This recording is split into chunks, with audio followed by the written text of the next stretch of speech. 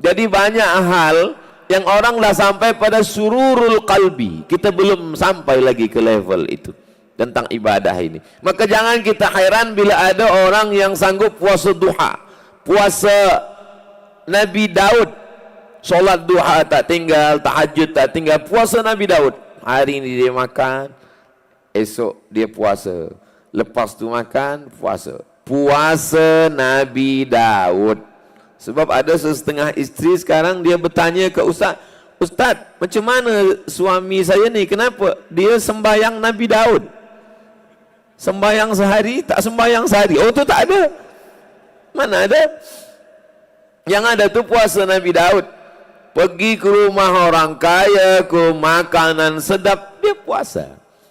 Kata orang yang belum sampai ke makam dia, bodoh lah, ini makanan ni sedap.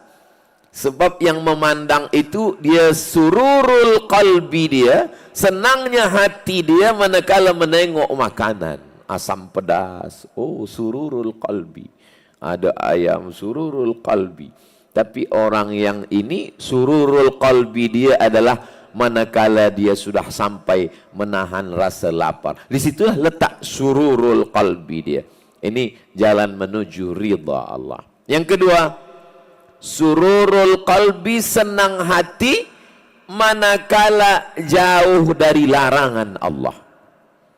Seorang pemuda berkenalan dengan seorang perempuan, dibagi Allah masa kesempatan diuji, ada masanya waktu untuk berbuat dosa. Tapi lepas itu dia jauh, dan manakala dia lepaskan dari yang haram, ada sururul qalbi. Maka itu level yang di atas daripada naik pada beribadah. Karena banyak orang sanggup puasa sunat, banyak orang yang sanggup tahajud malam, tapi manakala ada kesempatan untuk berbuat dosa, dia tak sanggup. Ada juga setengah pemuda belia sekarang kata, saya Ustaz tak buat dosa sebab tak ada kesempatan. Bila ada kesempatan, na'udzubillah. Maka ibadah itu dua. Satu, melaksanakan suatu amal. Satu, meninggalkan perbuatan dosa. Itu ibadah juga. Melaksanakan suatu amal. Sembahyang, puasa, zikir, baca Quran, sedekah, infak, wakaf. Melaksanakan amal. Tapi ada satu ibadah yang berat juga. Dia tak ada beramal, tapi meninggalkan dosa. Tidak minum khamar, tidak berzina, tidak mabuk, tak guna narkotik. Itu pun juga amal. Mana yang lebih berat? Maka yang lebih berat adalah menghindarkan, menjaga diri dari perbuatan dosa. Ini sururul qalbi. Senang hati, puas hati manakala tak jadi melakukan perbuatan maksiat. Ada 3 orang pergi musafir perjalanan jauh, turun hujan lebat. Manakala turun hujan, dia masuk ke lubang tanah gua. Sampai di dalam ada batu jatuh dari atas bukit, menutup pintu, tertutup, terkurung 3 orang di dalam. Yang seorang berdoa bertawassul kepada Allah. Hadis ini ada dalam Sahih Al-Bukhari, hadis sahih. Ya Allah, barakah amalku, sedekah. Aku ada seorang khadim pembantu. Bila masa dia ambil gaji, gaji dia aku pegang. Lepas tu dia pergi, aku tak tahu dia ke mana gaji ni aku pegang. Aku takut makan haram, aku belikan ke kambing. Kambingnya beranak pinak banyak. Lepas tu tak lama dia datang, aku panggil dia. Engkau dulu yang bekerja kepada aku, gajimu belum engkau ambil ya. Gaji engkau aku belikan kambing. Kambing semua yang ada ni punya engkau. Ambillah. Dia ambil semua, satu pun tak ada dia sisakan. Habis semuanya. Ini yang paling tinggi. Ini level yang paling tinggi. Maka yang pertama disebutkan Nabi. Sebab apa? Sebab dia melakukan 2. Pertama, dia memberikan kambingnya semua. Tapi ada yang orang tak faham. Dia mampu menahan diri untuk memakan yang haram. Padahal dia mampu, dia ada kesempatan. Maka disebut yang pertama. Yang kedua, aku bertawassul kepada engkau ya Allah. Aku pulang ke rumah membawa susu kambing. Anakku menangis lapar. istriku menangis belum tidur sebab belum makan. Tapi aku pegang susu kambing ini untuk ayah dan ibuku. Selepas mereka terjaga, mereka minum, barulah baki sisanya aku bagikan kepada anak istriku. Ini pun amal juga. Tapi yang ketiga ni amal dia lain. Aku jatuh cinta kepada sepupu, saudara.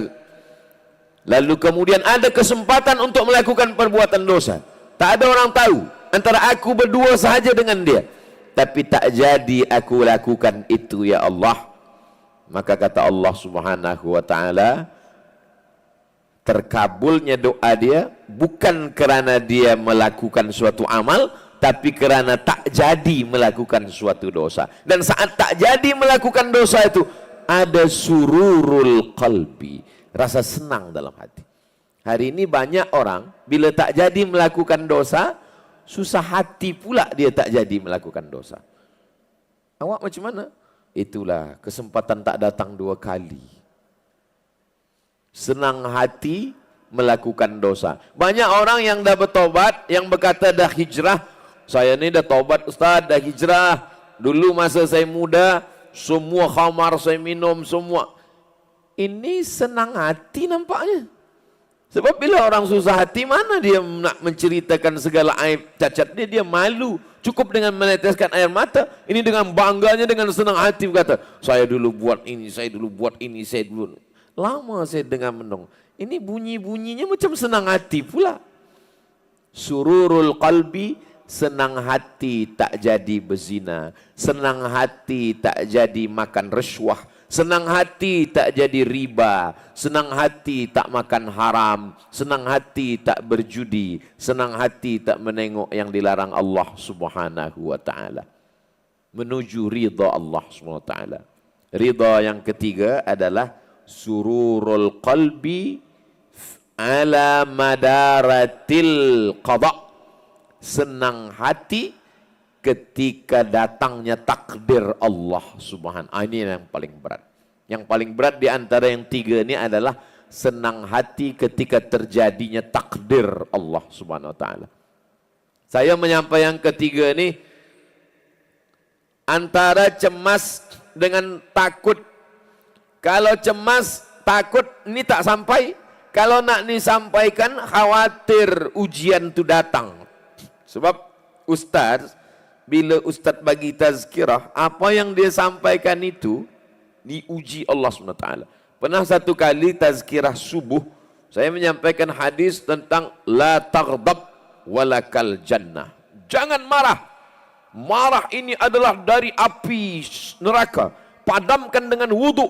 Matikan dia dengan sembahyang sunat. Bila kita tegak, kita berbaring. Bila kita berbaring, tidurlah.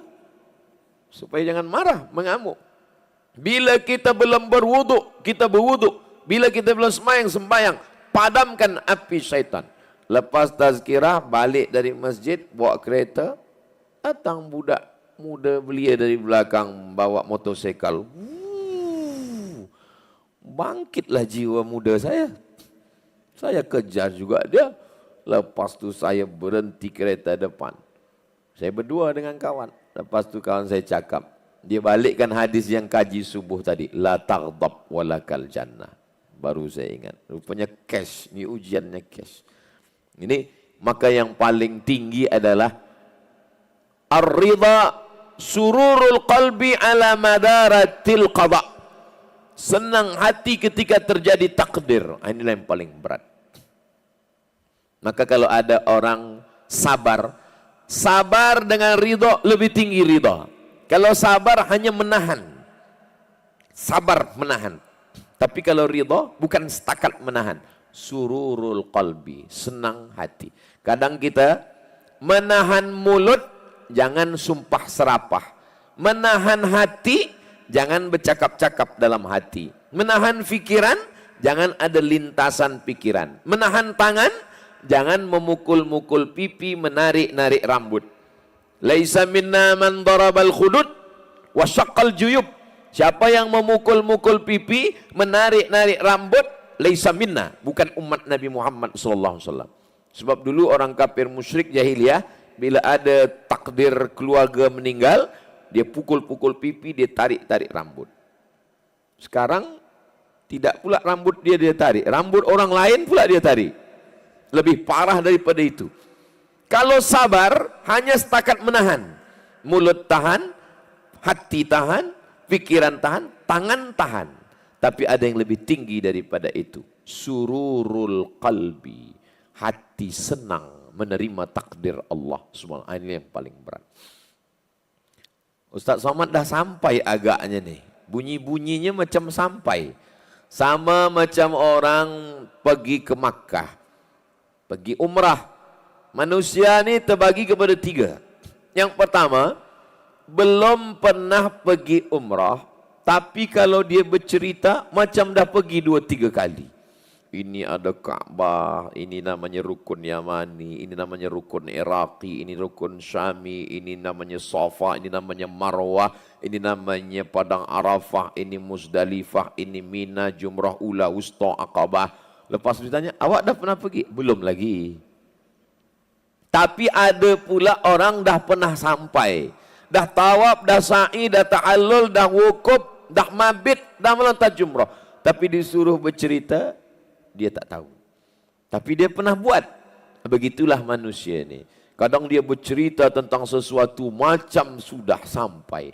Saya takutnya yang masuk dalam golongan itu. Ustaz Somad ni bila dia tazkirah tentang senang hati menerima takdir Allah, macam dah sampai. Rupanya belum pernah sampai ke situ lagi.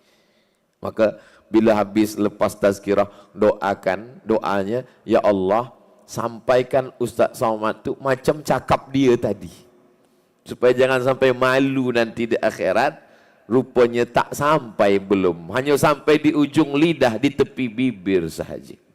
Makanya pada tuan-tuan guru selalu saya sampaikan.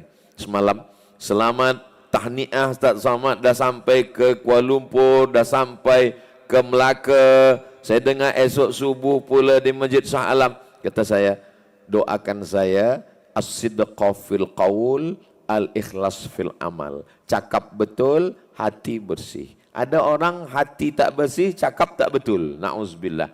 Doakan Ustaz Somad supaya cakapnya betul, hatinya bersih.